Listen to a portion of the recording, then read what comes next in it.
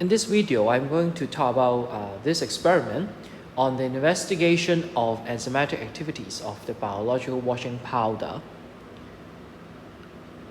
So first of all, you have to plot the graph and you have to give a title to a graph. And in this example, this is the suggested answer: change in the diameter of the clear zone by the action of different washing powder against time.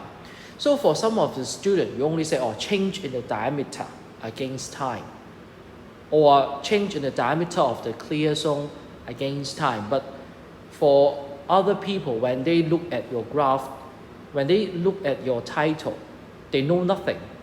What's the clear zone? What caused the expansion of the clear zone? What caused the increase in the diameter of the clear zone? They don't know. You have to include the independent variable as well. So in this case, diameter of the clear zone is actually the dependent variable, while the action of different washing powder or the different washing powder is the independent variable. Okay, so in the title, you should include both the dependent variable as well as the independent variable. So this diagram is actually drawn by your classmate. So on the y-axis is the diameter of the clear zone and with the unit, very good. And here is time, against the time. And then they plot the broken line graph for different washing powder and as well as the water. So here, very clear. So no big problem. And then for the discussion part, the first question: what is the purpose of using water for well D? Now, many of you can give me that well D serve as a control. But not many of you can tell me what is the purpose of setting up well D as the control. You have to tell us what's the use of the control. And some of you do a little bit better. You say, okay, it's to ensure that the change in the dependent variable is due to the independent variable. But you have to tell me specifically what's the use of this control setup in this experiment. So therefore, you have to write the dependent variable as well. That is to ensure that the change in the diameter of the clear zone is due to the different brands of the washing powder, or is due to the action, the action of different washing powder. So you have to include the specific dependent variable and also the independent variable. And for question 2, how does a clear zone form around the well filled with the biological washing powder solution, and how does the size of the zone indicate the activity of protease? So first of all, you have to mention a point is that the protease in the washing powder will diffuse out.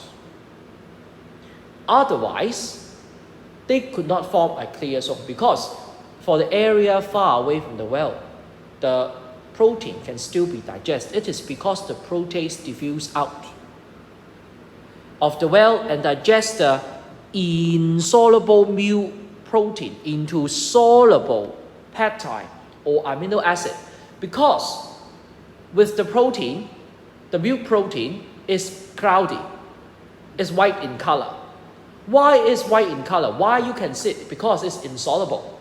But after it has been digested into the soluble amino acid or small chain peptide, they become invisible because they are soluble in the medium. They are dissolved in the medium, and therefore forming a clear zone. And you can tell how you can make use of the size of the zone to indicate the activities of the protease is that the longer the diameter of the clear zone, or the larger the clear zone, the higher the activities of protein. Now, and here tells you some of the explanation on why some washing powder is more powerful. It can be they with a higher concentration of protein. They have a higher concentration of protein, so therefore they can diffuse to a longer distance. So it can digest more milk protein and making the diameter of the clear zone longer. Or the powder is more powerful. They have a stronger digestive power.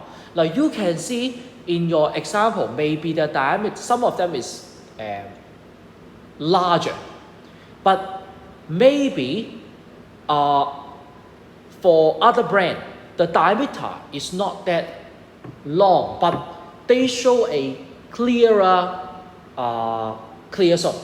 It means that it can digest better. Maybe the concentration is not that high for it to diffuse for such a long distance, but maybe the protease itself is very powerful.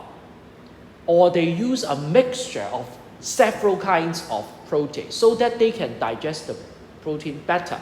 So maybe for that particular brands of washing powder, they are more powerful.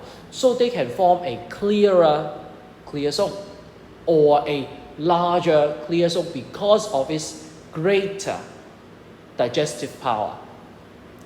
And for the size of the clear zone, I know that different groups will have different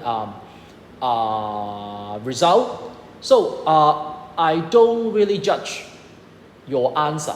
I will just base on your experimental results. If your question 3 matches your data obtained in this result table, I will give you the mark.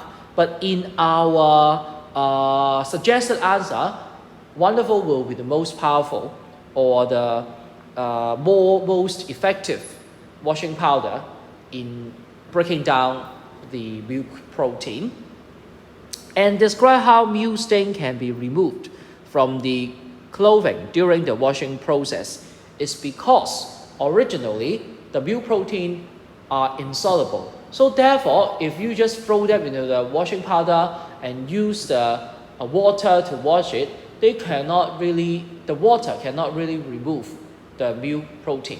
But when you use the protease to digest the insoluble milk protein into soluble amino acid, the soluble amino acid will dissolve in water and can be easily washed away by the water when you are washing the clothes.